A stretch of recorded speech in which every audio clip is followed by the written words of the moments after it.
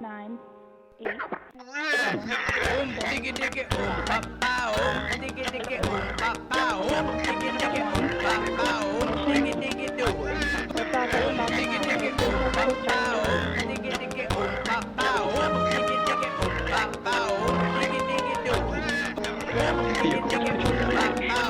into flight.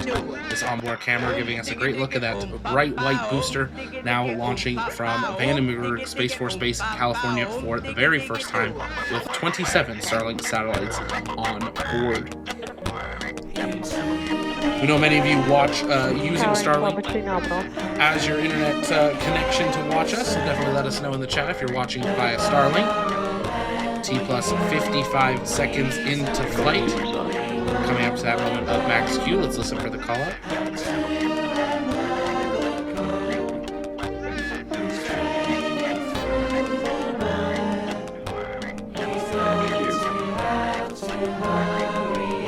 And there is that call of max Q.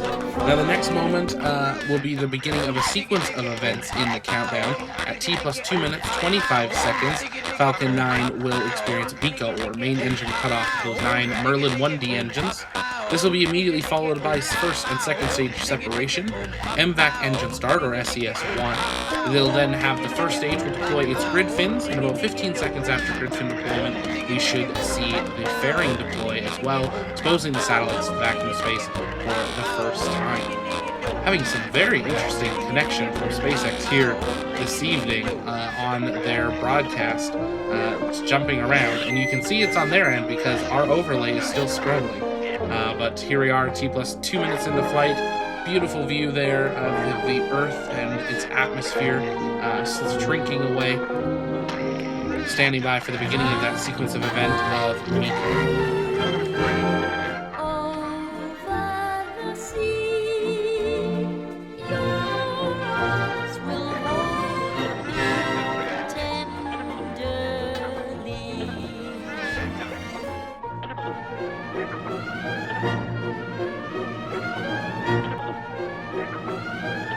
Cut off. Stage separation confirmed.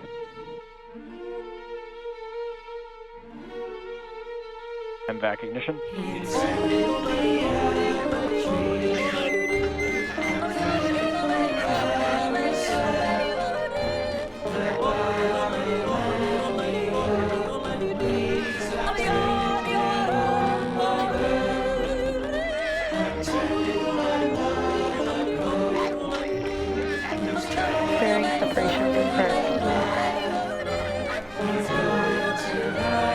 See those 27 Starlink V2 minis now exposed to space, that fairing floating away from the second stage on the right side of your screen. The first stage is now floating up to its apogee. Both the first and second stage are over 100 kilometers in altitude, passing that Kármán line. As always, let's see those guesses for how high you think today's first stage will go, apogee meaning the highest point. The first stage will then begin its journey back down to Earth, attempting its first ever landing. Today's landing will be on the drone ship, Of Course I Still Love You. The first stage will conduct its entry burn at 6 minutes, 2 seconds into flight, lasting 24 seconds, and an entry burn beginning, or a landing burn, beginning at 7 minutes, 47 seconds into flight, lasting about 25 to 30 seconds as it touches down on the drone ship. During that whole time, the second stage will continue under power, increasing its speed up to its initial parking orbit. The second stage will then cut off and go into a coast phase until 51 minutes, 57 seconds when it ignites for just 1 second to finalize it into its deployment orbit. At 58 minutes, 50 seconds into flight, SpaceX will deploy the 27 Starlinks. Now, unfortunately, SpaceX no longer provides live coverage of deployment, so stay tuned to their social media for updates on how that has proceeded. But we'll be staying live all the way through first stage landing and confirmation of SECO 1. We'll, of course, be answering your comments and questions in the chat. And it looks like we had apogee of 115 there today as the highest point. The brand new booster now beginning its journey back down to Earth, coming up just about a minute and a half away from its entry burn. Second stage now coming up to over 11,000 kilometers an hour in speed, continuing to increase, passing through 144 kilometers in altitude. If you guys have questions, you can send those in the chat by tagging us at the launch pad, and I'll work in answering a few of those live. Again, we hope that you'll join us later today for the launch of 2 Russian cosmonauts and a NASA astronaut to the International Space Station aboard Soyuz. We'll be staying live from launch to docking to hatch opening all the way through, all on one stream, as Russia looks to go for today's mission, docking less than 3 hours after liftoff here today. He was doing fine. They were standing in line. It was excellent weed indeed. When he came across this young man who was likewise peddling pot, and the devil slid down the beach to the kid and said, "Boy, let me tell you what.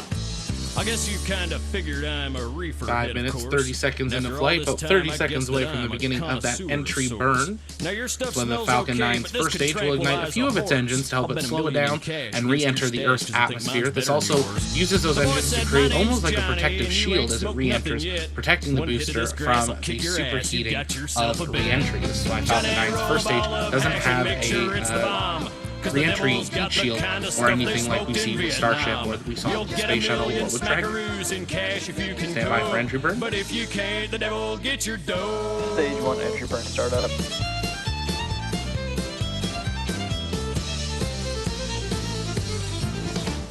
The devil packed a bong with a little Acapulco gold, and resin flew from his fingertips as he fired up his bowl. He filled that chamber all the way, and he took a mighty hit. And as they passed it back and forth, it gave them both a coughing fit. Stage 1 entry burn shut down. And Falcon 9 completing its first entry burn, now beginning its free fall descent back down to the drone ship. Of course, I still love you. Now, just using the thickness of the Earth's atmosphere, its grid fins, and the booster's body itself, Falcon 9 will slow down from 5,000 kilometers an hour over the next 25 kilometers in preparation for that landing burn, expected to begin 7 minutes 47 seconds into flight. It's amazing to be able to watch this speed get let off just using the thickness of the atmosphere and the booster itself. We've also been able to see these on the Space Coast with some of the tracking shots in the past. The booster actually really gliding and almost creating its own lift as it flies back to landing zones. But today we're going for a landing on the drone ship. Of course, I still love you. Endeavour is asking, after a 5-year lifespan, do you direct the satellites back into the atmosphere? Yes, SpaceX is responsible for disposal orbits of their Starlinks. So all of them are brought in over designated areas and are tracked and identified when they will re-enter. So that is one of the things SpaceX has done since the very beginning of Starlink, is making sure they can control the Starlink satellites and dispose of them rather than create more space junk. And that's something you're going to have to do if you want to have 40,000 of these in orbit, and that's only one constellation. Drone ship now coming into the view. We should have drone ship camera in just a moment. Stand by for touchdown of a brand new Falcon 9 booster. Stage 2 in terminal guidance. Looks like a beautiful day out on the drone Stage ship. 1 landing leg deploy. My heating system would not deliver oil on my driveway. And a little hop at the end there. Confirmed. But Falcon 9, a brand new booster, has landed on the drone ship. Of course, I still love you. Now we wait for confirmation of SECO 1, that's this engine shutting down on the second stage for the first time. It'll go into a coast phase before reigniting for a final burn. That burn 51 minutes, 57 seconds into flight for 1 second, ahead of Starlink deployment 58 minutes, 50 seconds into flight. There is confirmation and visual of SECO 1.